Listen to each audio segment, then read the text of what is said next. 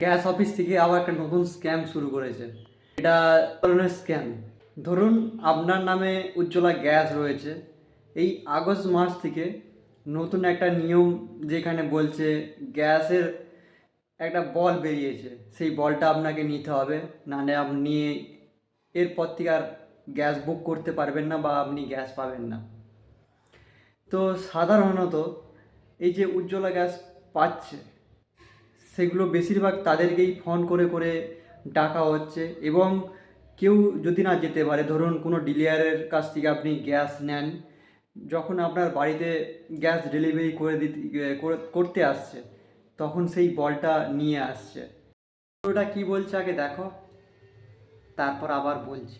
এই ফায়ার বল Mallikpur gas office থেকে পাঠাচ্ছে। ঠিক আছে, এগুলো আমরা বাড়ি থেকেও আনি না বা করি না। এই ফায়ার বল এখন না নিলে বা করলে গ্যাস এখন দিচ্ছে না। আচ্ছা, এই যে ফায়ারবার বলছে 1000 টাকা দাম, এটা না দিলে গ্যাস দেবে না, তো আমাদের আগে থেকে কোনো মেসেজ দেয়নি, কোনো কিছুই দেয়নি। আমাদের তো মানে প্রত্যেকের বাড়ি কি আর সেরকম সামর্থ্য আছে যে 1000 টাকা মানুষের রেডি করে রাখবে? তো আগে থেকে তো ওনাদের মেসেজ দেওয়া কিছু উচিত ছিল। যখন আমরা গ্যাস বুক করি তখনও তো আমাদের একটা ফোনে মেসেজ দেওয়া উচিত ছিল যে এরকম একটা ওই ফায়ার বল আমাদের মানে প্রত্যেকটা গ্যাসের সাথে নিতে হবে, নাহলে গ্যাস দেওয়া হবে না। এটা আপনারা দেখলেন, এটা কিন্তু একদম সত্যি। এটা আমি একদিন এক জায়গায় গিয়েছিলাম, বাসে করে আসতে আসতে দেখলাম একজন ব্যক্তি নাকি তাকে ফোন করেছিল, তার উজ্জ্বলা গ্যাস কানেকশন রয়েছে।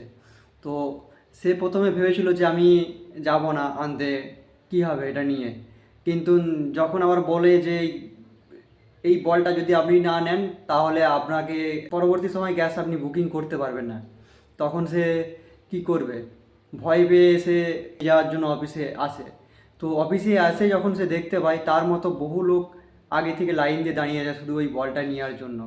বলটা কিছুই নয়, শুধু একটা লোহার তৈরি আছে খাঁচার মতো করে, আর তার বীজখানে একটা বল আছে। সেই বলটা আপনাকে রেগুলেটর উপরে রাখতে হবে, তার জন্য আপনাকে 1000 টাকা দিয়ে ওই বলটা কিনতে হচ্ছে।